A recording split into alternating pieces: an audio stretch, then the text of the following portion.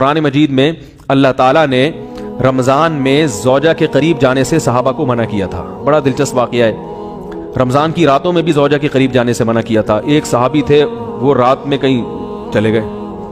اب بڑے پریشان ہوئے، رسول اللہ صلی اللہ علیہ وسلم کے پاس آئے، عرض کیا یا رسول اللہ مجھ سے غلطی ہوئی، رمضان کی رات میں نے اپنی زوجہ کے قریب چلا. آپ نے فرمایا کیوں؟ وہ بڑا دلچسپ واقعہ ہے، بس بظاہر تھوڑا حیا کے خلاف بھی ہے لیکن اتنا بھی نہیں ہے. وہ کہہ رہے میری زوجہ کہیں پانی بھرنے کے لیے جا رہی تھی، ان کی پنڈلی کھلی تو میری نظر بیوی کی پنڈلی پر پڑی اور میں بس پاگل ہو گیا بیوی کے عشق میں. میں یہ اس لیے بیان کر رہا ہوں کہ جو لوگ نظر کی حفاظت کرتے ہیں وہ بیوی کے عشق میں پاگل ہوتے ہیں. جو دن رات انٹرنیٹ پر پنڈلیاں دیکھتے رہتے ہیں انہیں بیوی کی پنڈلی بھی کیا شکل بھی اچھی نہیں لگتی ان کو. بد نظری کا یہ عذاب ہے، وبال ہے کہ جو اللہ نے گھر میں آپ کے لیے بٹھائی ہے وہ آپ کو اچھی نہیں لگے گی. تو نظر کی حفاظت کیا کرو، اس سے آپ کو اپنی بیوی سے عشق ہوگا، محبت ہوگی. بات آ رہی ہے سمجھ میں؟ تو اب دیکھو کیسا روزے کی حالت ہے. رمضان میں پابندی ہے، اسلام میں حکم تھا جو رمضان میں بیوی سے ہم بستری کرے گا 60 روزے لگاتار رکھنے پڑیں گے. کتنا بڑا جرم، لیکن صحابی سے برداشت نہیں ہوا. صرف زوجہ کے پاؤں پہ نظر پڑی ہے تو وہ کیسے بیوی سے محبت کرتے ہوں گے اور وہ بیوی کے بغیر رہ سکتے ہوں گے. اور آج لوگوں کے فون آتے ہیں ہماری بیگم جیسے میکے جاتی ہے، اتنی خوشی ایسا اچھا سا فیل ہوتا ہے، ایسا عجیب سا محسوس ہو رہا ہوتا ہے جیسے آزاد ہو گئے. میں کہتا ہوں ظاہر ہے اب تمہیں موقع مل گیا کنڈی لگانے کا، ٹھیک ہے نا، اور آنکھ مٹکے کرنے کا، تو خوش تو ہوگے. تو یہ بھی ایک عذاب ہے جو لبرل لوگ نے جس عذاب میں ڈالا ہوا ہے نا، اس میں عورت کے حقوق نہیں ہے. عورت کے حقوق نظر کی حفاظت میں اور عورت کے پردہ کرنے میں. جب مرد باہر نکلے گا سب پردے میں ہوں گی تو آئے گا کس کے پاس؟ بیگم کے پاس ہی آئے گا. تو اتنے منہ کالا کرنے کے راستے کھول دیے ہیں تو ظاہر ہے پھر کامیاب ازدواجی زندگی نہیں ہوتی. تو نبی کے پاس آئے، عرض کیا یا رسول اللہ میں برداشت نہیں کر پایا. تو آپ مسکرا دیے. تو وہ نبی کے پاس گئے، یا رسول اللہ ایسے ہوا، مجھ سے غلطی ہو گئی. تو آپ نے فرمایا کیوں؟ فرمایا ایسا ہو گیا تھا.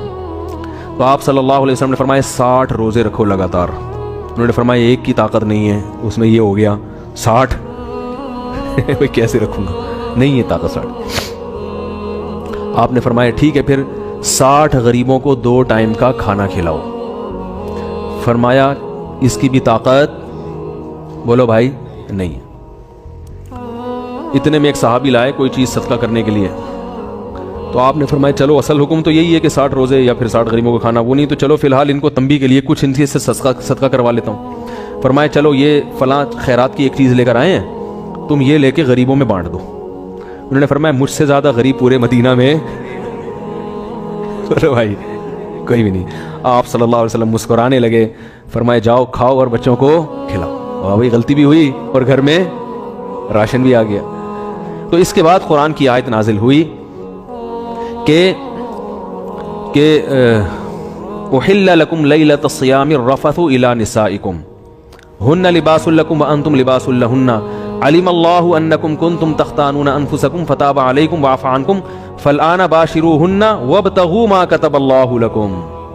فرمایا اللہ کو پتا ہے کہ تم اس حکم پر عمل نہیں کر سکتے، لہٰذا رمضان کی راتوں میں تمہیں اپنی بیوی کے پاس جانے کی اجازت ہے، لہذا ان کے پاس جایا کرو اور اس اولاد کو تلاش کرو جو اللہ نے تمہارے مقدر میں لکھ دی ہے. قرآن جہاں بھی بیوی سے ریلیشن قائم کرنے کی بات کرتا ہے اولاد کا ذکر لازمی کرتا ہے. یعنی تلاش کرو اس اولاد کو جو اللہ نے تمہارے لیے لکھ دی ہے. ما کتب اللہ لکم، ما کتب اللہ علیکم نہیں ہے. علا کا مطلب تمہارے خلاف، لکم کا مطلب تمہارے فائدے کے لیے. لام عربی میں نفع کے لیے آتا ہے، علا عربی میں ضرر اور نقصان کے لیے آتا ہے. فرمایا یہ نہیں کہ اس اولاد کو تلاش کرو جو بطور پینلٹی کے اللہ نے تمہارے متھے لگا دی ہے، جو اللہ نے تمہارے فائدے کے لیے لکھ دی ہے. اس سے پتہ چلتا ہے اسلام اولاد کی کثرت پہ کس قدر حریص ہے. بات آ رہی ہے اور بھی اس بارے میں آیتیں ہیں قرآن مجید کی، مگر میں اب زیادہ تفصیل میں نہیں جاؤں گا. کچھ آیتیں رہ گئی ہیں، کچھ احادیث رہ گئی ہیں، تو وہ انشاءاللہ پھر اگلے